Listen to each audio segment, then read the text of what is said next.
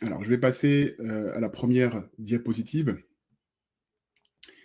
Donc, vous voyez, c'est marqué la comparaison entre donner une dose ou 2 doses, chez les patients qui ont un syndrome dépressif majeur, voilà ce qui a été étudié.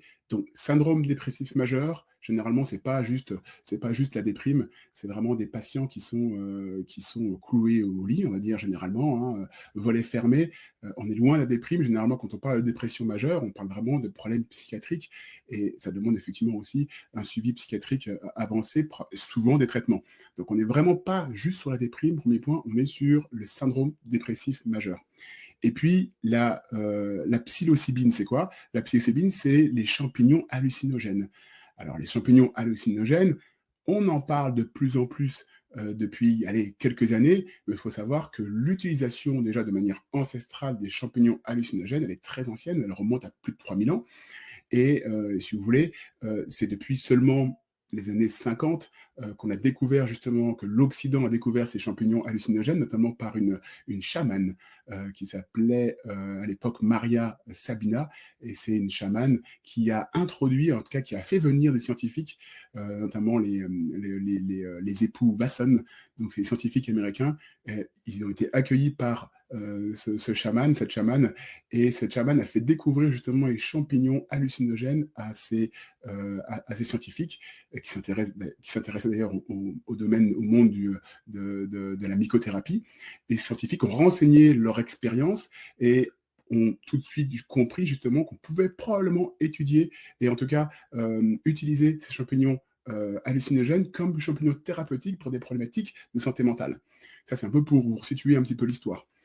Sachant que la psilocybine, elle a été isolée en 1958 et que c'est une molécule très très proche du LSD.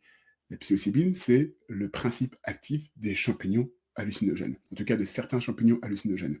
Donc là, depuis quelques années, eh ben, des études remontent un peu en tout cas sont refaits pour justement tester les champignons hallucinogènes dans les troubles psychiatriques. Sachant qu'il y a eu un coup d'arrêt, alors si on revient encore un petit peu en arrière, sachez qu'il y a eu ce qu'on appelle le War on Drugs, donc la guerre contre les drogues. Et c'est Ronald Reagan qui, lorsqu'il y a eu une introduction de la psilocybine à visée récréative aux États-Unis, la psilocybine a été interdite justement parce que ça a été considéré comme une drogue et ça a été totalement interdit. Et encore maintenant, la psilocybine est interdite. Elle est interdite en France également, à la consommation comme à la vente. Donc on est sur des substances interdites, mais le monde scientifique s'y intéresse parce qu'on cherche de nouvelles molécules pour aider les patients qui souffrent de dépression.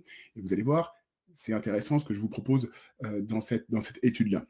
Donc, comparaison justement, qu'est-ce qui a été fait dans cette étude? On est sur la dépression majeure et on essaye d'évaluer la psilocybine sur justement les symptômes de dépression majeure avec différentes échelles. La plus connue de toutes, c'est celle qui est tout en bas, l'échelle d'Hamilton. Pourquoi je dis qu'elle est connue? Parce que c'est celle qui est utilisée en France par les médecins justement et par les psychiatres pour évaluer une dépression. Donc vous voyez, on prend plusieurs patients, en l'occurrence là, il y avait un peu moins de 500 patients, qui souffrent de dépression sévère, dépression majeure.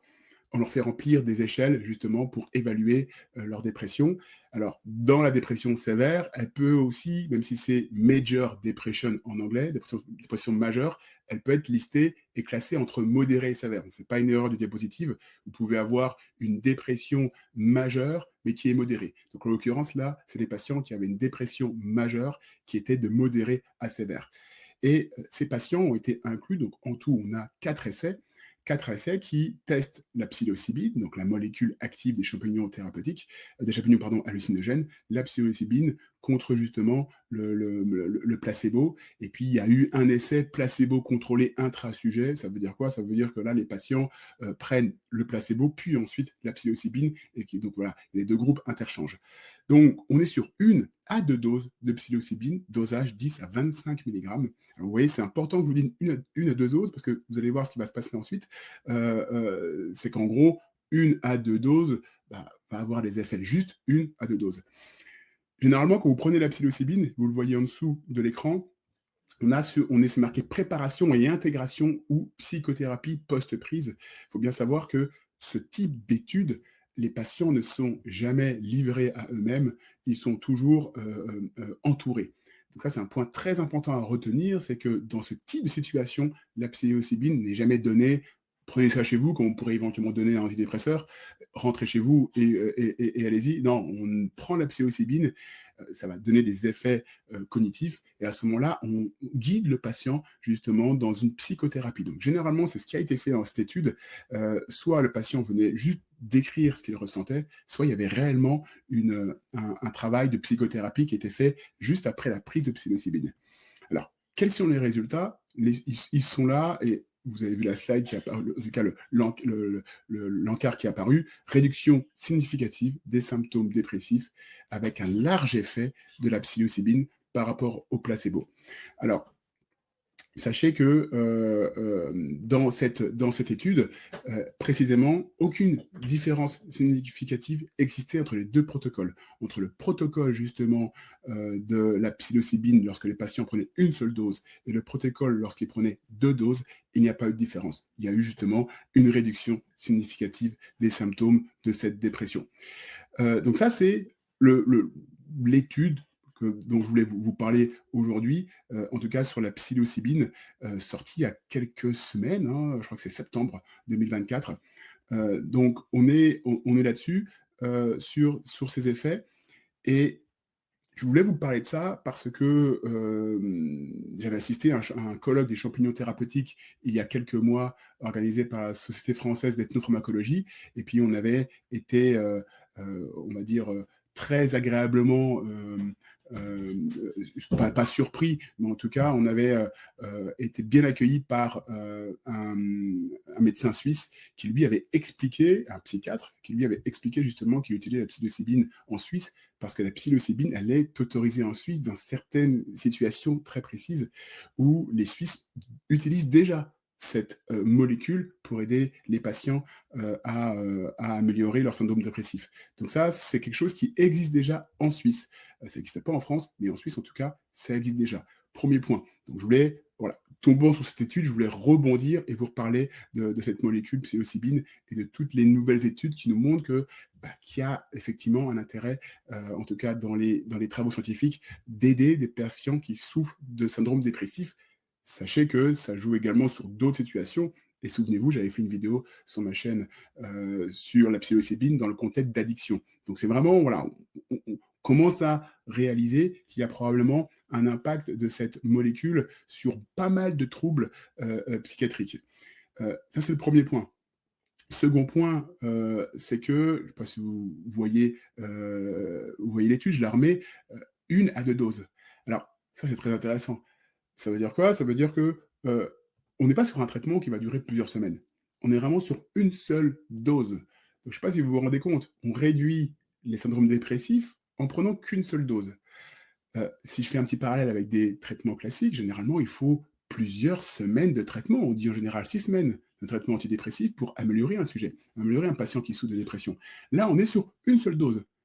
Et puis on propose au patient de parler de son expérience ou on le guide dans une psychothérapie. Et une seule dose suffit à réduire justement cette problématique de syndrome dépressif et à la réduire de manière significative. Donc vous voyez, ça, c'est un second point moi qui m'alerte, c'est justement l'efficacité par rapport à la prise. On prend une seule prise et on réduit un syndrome dépressif qui, en l'occurrence, dans ces différents travaux, c'était des syndromes dépressifs qui étaient souvent résistants au traitement. Ça, je ne vous l'ai pas dit, mais généralement, ils avaient aussi sélectionné dans différents groupes des patients qui résistaient au traitement justement antidépresseur. Donc ces patients-là sont améliorés en prenant qu'une seule prise de champignons hallucinogènes. Ça, pour moi, c'est ce qui est marquant. Dernière chose que je voulais vous dire aussi, c'est que je vous parlais de la guerre contre la drogue faite par Ronald Reagan qui a écrasé justement la possibilité d'étudier ces molécules, on va dire psychédéliques. Faut savoir que la psilocybine, et ça nous avait été aussi signifié au colloque des champignons thérapeutiques en mai dernier ou juin dernier, je crois que c'est juin dernier, 2024. Ce qui est très intéressant en tout cas pour moi, c'est que cette molécule, la psilocybine, elle n'est pas addictive. Elle donne pas d'addiction. Alors, ça, c'est juste, pour moi, l'élément le plus important. Si vous devez retenir quelque chose, c'est champignons hallucinogènes. peut-être que si je vous dis champignons hallucinogènes, vous allez vous dire: «OK, c'est un truc de junkie, on va aller en rêve, on va aller en party et on va, se mettre le cerveau à l'envers». C'est des molécules qui n'ont pas d'addiction. Donc on n'est pas tout à fait dans quelque chose, alors je ne dis pas qu'il faut bien sûr en consommer, je ne vous fais pas la promotion de ces champignons, mais moi je retiens ça. Je retiens des molécules qui ne donnent pas d'addiction et c'est pour ça que je pense que, à mon avis, la science s'y intéresse, de plus en plus, en tout cas la psychiatrie, parce que si vous voulez aider des patients, et que vous leur proposez des molécules qui ne donnent pas l'addiction, je pense que là, effectivement, vous êtes sur un outil, thérapeutique qui peut être très puissant. Donc ça, voilà, moi je retiens ces différents aspects en vous présentant ce travail sur les champignons, hallucinogènes, sur la psilocybine, et c'est ça que je voulais aborder cette semaine. Donc voilà, psilocybine, principe actif des champignons hallucinogènes, de plus en plus étudié, dans les troubles psychiatriques et récemment, dernièrement, cette étude, je vous l'ai montrée, étudiée justement dans les dépressions et pas juste la déprime, les syndromes dépressifs majeurs.